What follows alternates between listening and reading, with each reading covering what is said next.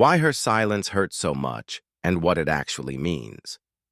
Every day, millions of men stare at their phones waiting for a message that never comes. They scroll through old texts, replay voice notes, read her last goodnight 100 times just to feel like they still matter.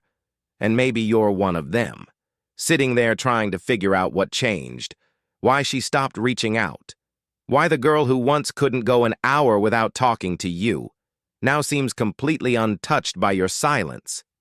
You start to wonder, am I overthinking this? Am I being too sensitive? Is it just me? No, it's not just you. You're not imagining things. You're feeling the slow collapse of something sacred, emotional reciprocity.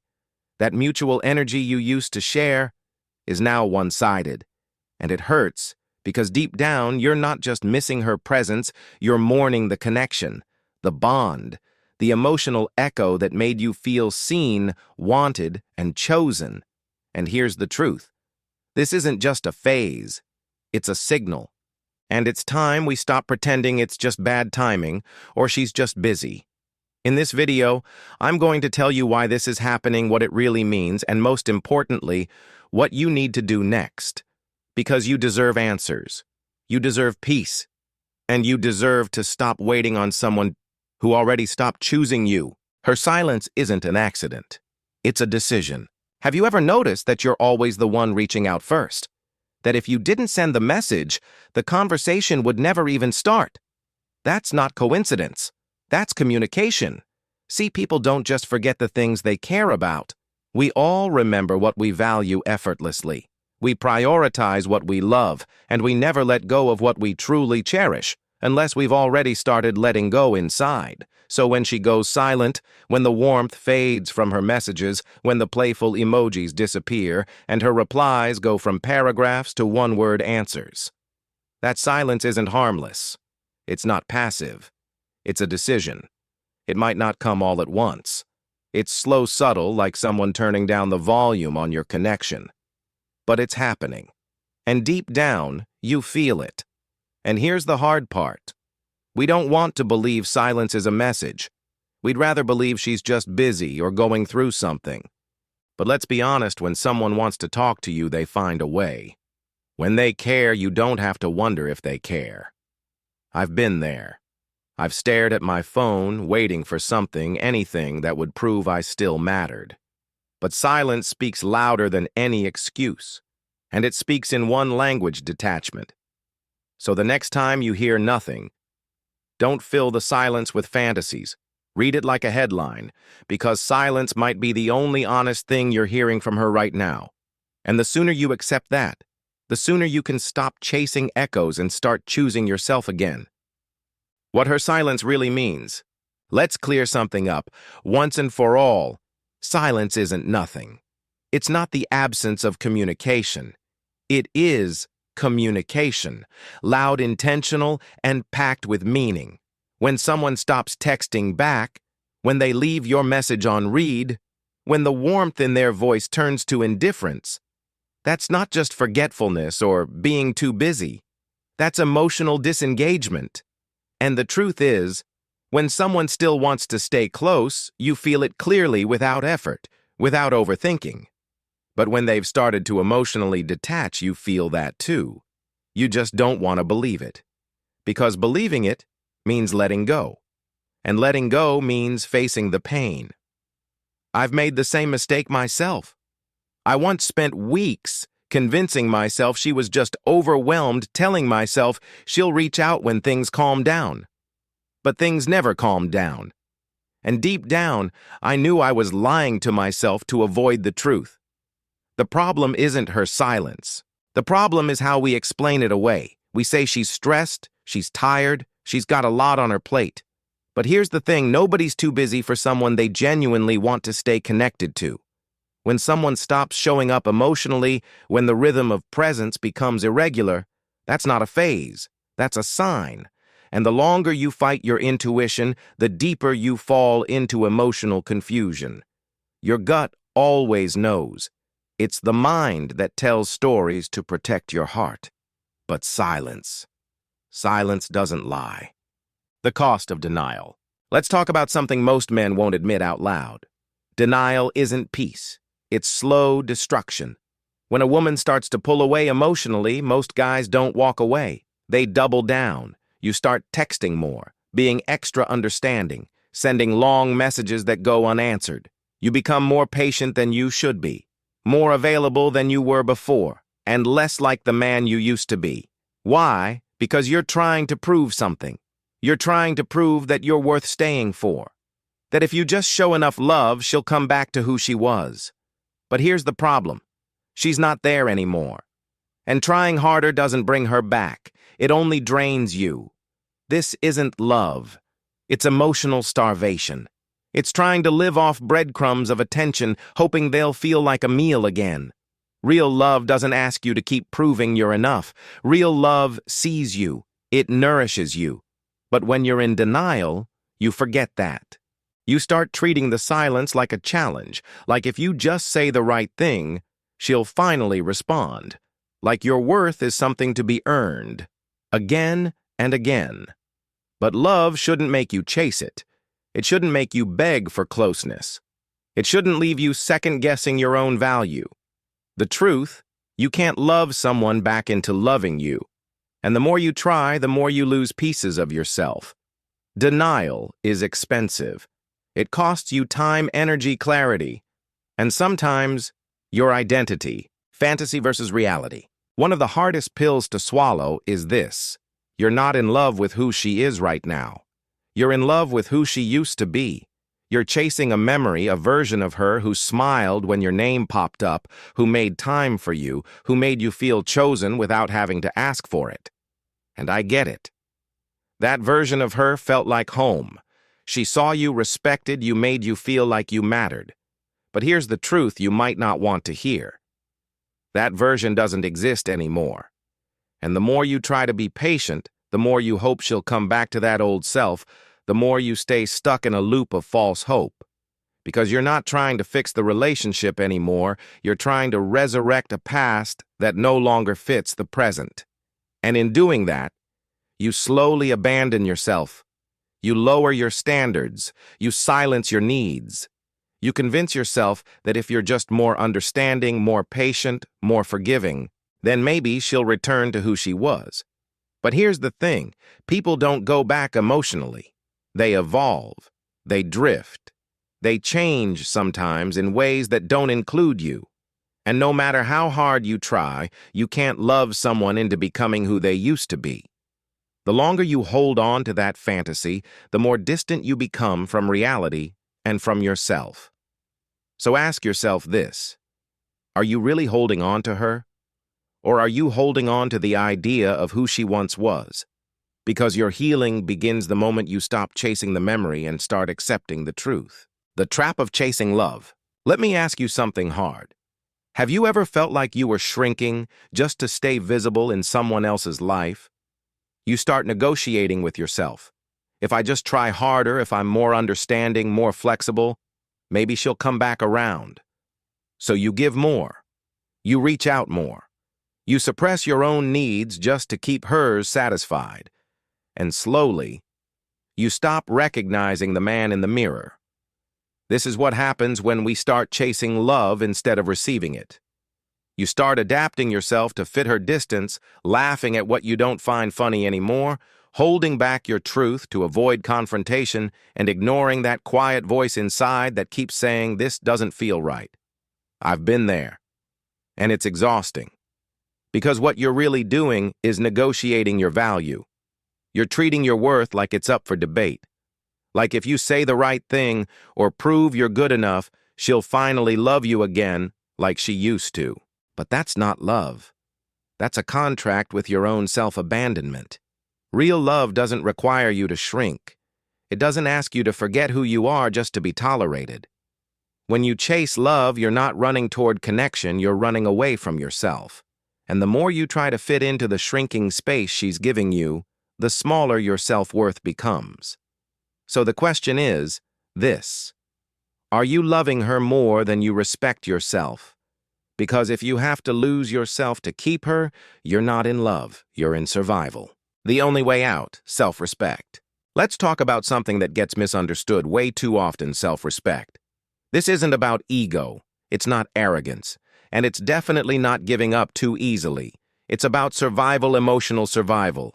Self-respect is what keeps you anchored when the relationship starts to drift. It's the voice inside that says, I don't have to keep proving my worth to someone who stopped seeing it.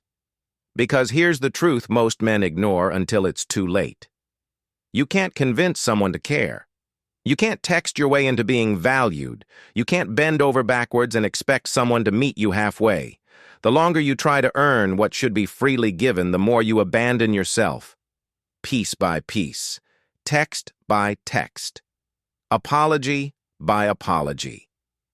But self-respect changes that. It reminds you that your time, your energy, and your emotional investment, all of it is currency. And it's far too valuable to keep spending on someone who's already emotionally checked out. I've been in that place waiting, hoping, shrinking. But nothing in my life changed until I stopped chasing and started choosing myself. That moment, it was hard. It was lonely. But it was the beginning of something powerful. I stopped waiting to be chosen and realized I could choose me. And that changed everything. Because when you choose yourself, you don't walk away in anger. You walk away in truth. You stop begging to be loved. You start becoming a man who knows exactly what he deserves. The illusion of potential keeps you stuck. One of the most dangerous things we do in relationships is this: we fall in love with potential. Not the reality of who someone is, but the idea of who they could be. And that's what keeps us stuck. You're not just holding on to her. You're holding on to the version of her you saw glimpses of. The woman who once upon a time made you feel important. The one who had moments of sweetness, of connection, of hope. But those moments aren't who she is. They're who you wish she'd consistently become. I've been there. I've held on to someone's potential so tightly I didn't realize I was ignoring the truth that was right in front of me. The distance, the indifference, the silence. Here's the reality. Potential is not a promise, and love isn't built on what might happen someday. It's built on how someone shows up today consistently, clearly, and without needing to be convinced. Hoping she'll become more loving, more present, more invested. That hope becomes a prison. It makes you overlook the patterns that are already hurting you. It makes you stay longer than you should. You start telling yourself, if I just hold on a little longer, she'll grow into the woman I know she can be. But what if she never does? What if she already told you everything you need to know, not in words, but in effort? Choosing to stay for potential is choosing fantasy over reality. And it always comes at the cost of peace. The version of her that values you has to exist now, not just in your imagination. Healing and rebuilding. Healing doesn't always look like you think it will. Sometimes it starts in a quiet moment when you decide not to send that text you used to send every morning. Not because you're being cold, but because you finally realize you don't need to chase someone just to feel seen. That's the beginning of rebuilding. When you stop lowering your standards just to avoid losing someone. When you no longer accept being almost enough in exchange for crumbs of attention. I've been there. I know how tempting it is to reach out to explain yourself, to fix it one more time. But true healing starts the day you choose yourself over being chosen. You stop measuring your value by how quickly she replies. You stop bending to stay easy to love. And instead you raise the bar not to push people away but to protect your peace. And no, it doesn't happen overnight. Some days you'll still feel the ache. Some nights you'll want to go back. But you'll also notice something else: the weight is lifting. Not because she changed, but because you did. You stopped expecting her to give you the love you were supposed to give yourself. You stopped chasing validation from someone who made you question your worth. And maybe you're not angry. You're just done. Done begging, done waiting, done proving. That's not weakness. That's clarity. You walk away not because you stopped caring. You walk away because you finally remembered who you are. What real love looks like. Let's talk about something most men were never taught: what real love actually feels like. Because if you've been stuck in a relationship full of confusion, anxiety, and doubt, You might start believing that's normal, that love is supposed to feel like a puzzle, like something you're always chasing, never quite holding. But that's not love. That's emotional survival disguised as connection. Real love. It shows up. It doesn't leave you hanging second-guessing every text you send. It doesn't leave you walking on eggshells afraid of being too much for just wanting to feel close. Real love is consistent. It doesn't vanish when things get hard. It doesn't run cold when you show vulnerability. It doesn't punish you with silence. It feels safe. It feels grounded. It feels like someone seeing you fully without needing you to shrink or hide to keep their affection. Now ask yourself honestly, if you're the only one keeping the connection alive, are you in love or are you attached to the idea of love? Because there's a difference. When love is real, it doesn't require you to chase it. It meets you halfway. It works with you, not against you. You weren't made to spend your days trying to earn attention or win someone's affection through emotional labor. You were made to be in a bond where effort is mutual and peace is the default, not the reward. You deserve a love that feels clear, not confusing, present, not distant. You deserve the kind of love that makes you feel safe, not small. Stop chasing the past. Here's a truth that most people don't realize until it's too late. Chasing the past version of her is the fastest way to lose yourself. And I don't just mean losing her affection, I mean losing you, your peace, your confidence, your identity. Because the longer you hold on to who she was, the more you disconnect from who you're becoming. You start shaping your life around a memory, not a reality. You replay old laughs, reread old texts, hoping they'll breathe life into a version of her that may no longer exist. But here's the tough truth. You're not chasing a person anymore. You're chasing a ghost. And every time you reach out hoping she'll be who she used to be, you're actually pulling further away from the man you're meant to be. And maybe she didn't mean to hurt you. Maybe she never said goodbye, never closed the door, never gave you the closure you needed. But silence is closure. And even if she didn't intend to wound you, her absence already did.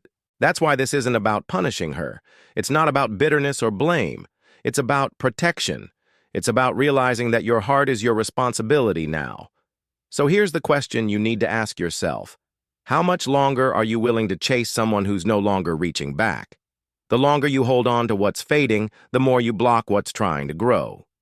You don't need her to come back to be whole. You need to come back to yourself. Your energy is currency. Spend it where it grows. Let me put this in terms. Every man understands energy is currency, and where you spend it matters. Every text you send, every thought you replay, every ounce of patience you give to someone who's no longer giving back, that's a transaction. You're spending real emotional wealth. And like financial currency, it either grows or it drains. So here's the question. Would you keep investing money in something that gives zero return? Of course not. You'd pull your money out. You'd protect your assets. You'd stop throwing good resources after a bad investment. So why don't we treat our energy the same way? Every time you chase her silence, wait on her reply, obsess over whether you said the right thing, you're spending your emotional currency in a place that's not growing you. It's depleting you. Real self-respect means you get intentional about where your presence goes. You choose to invest it in things that expand you. Your purpose, your mindset, your discipline, your future. Because your attention, it's sacred. And when you redirect that energy inward, you start building wealth that no one can take from you. Confidence, clarity, and calm. This isn't about being cold. It's about being conscious. It's about asking yourself, is this making me stronger or is this making me smaller? Energy is currency. Spend it where it grows. The final choice. At some point, we all arrive at a crossroads. It's the moment you realize that waiting for her to care again is costing you more than her silence ever could. And now you have two options. You can keep waiting, keep hoping that one day she'll wake up and see your worth, that she'll finally say the words you've been aching to hear. But here's the truth. That weight you're carrying, it doesn't lift because she changes. It lifts when you do. When you stop chasing clarity from someone who no longer provides it and start giving yourself the thing you've been starving for all along: respect, consistency, peace. Letting go isn't easy. It hurts. But staying where you're not valued, that slowly breaks you. I've learned this the hard way. You don't heal by getting what you wanted.